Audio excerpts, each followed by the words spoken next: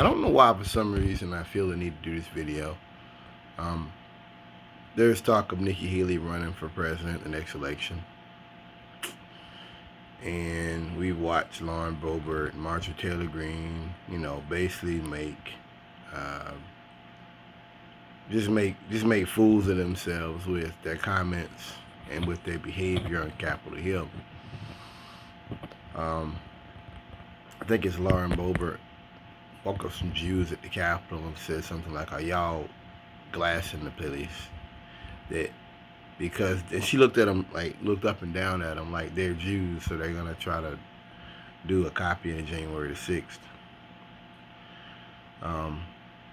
Which is to say, basically, it's an inversion, that somehow we have something to fear from you when we're the ones that led January the 6th, when we're the ones that had Charlottesville, when we're the ones that had all this violence with Trump in office.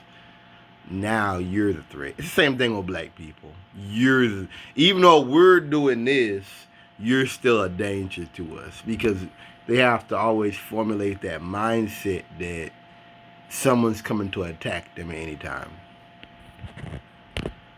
Nikki Haley isn't going to be elected president, and it touched me because, as far right wing as she might be in an intellectual fashion, I think she's a very intelligent woman, there are still elements of the Republican Party that will never accept a woman.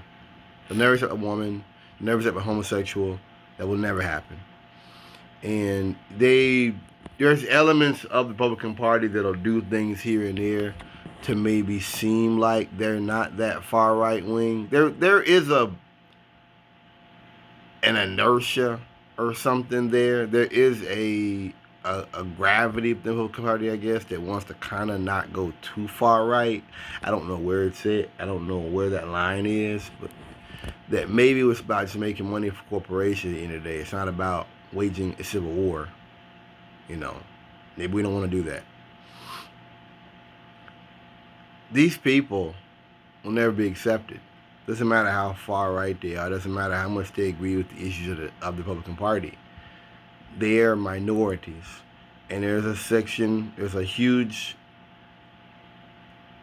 selection of voters out there who do not accept women or homosexuals in office. And that will not be accepted. It doesn't matter about the issues.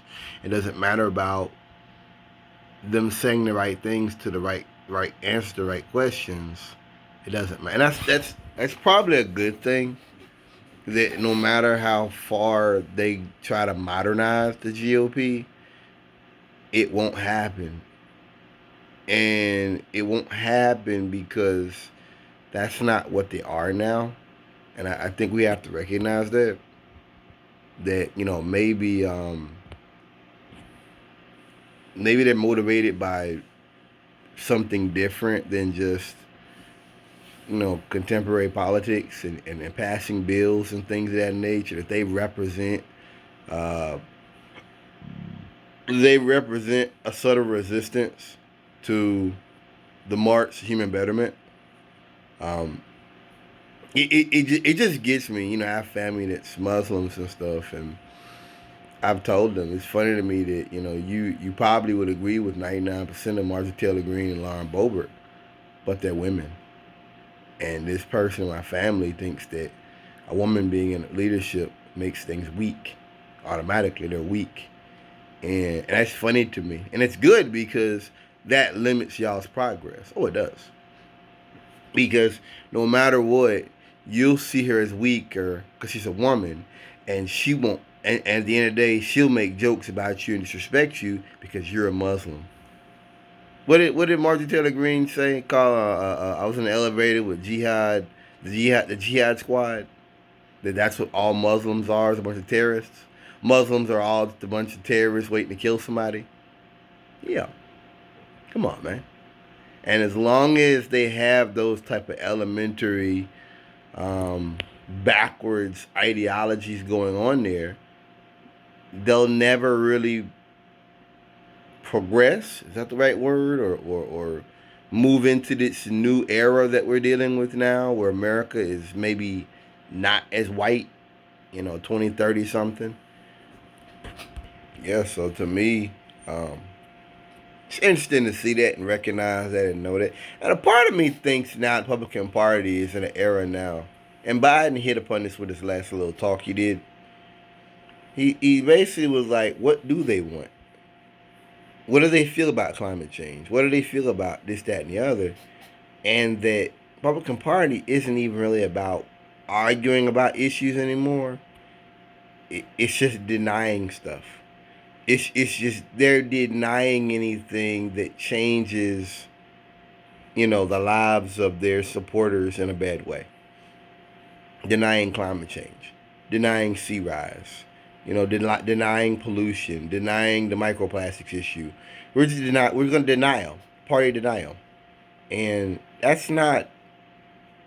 I don't find that legitimate. When people talk about us coming together as a country, I don't find that a legitimate political platform to even have. That's just putting a blindfold on and just refusing to see the world for what it is and putting forward the values that you want to see and that you think that are at stake by saying that everybody's at war with my values when they're not.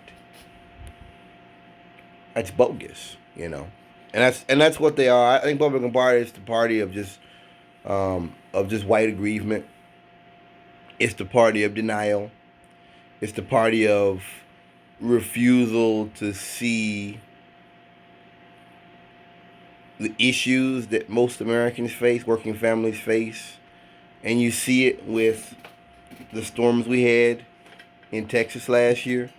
You see it with other things, that their ideology is profoundly dangerous, and is it's a philosophy that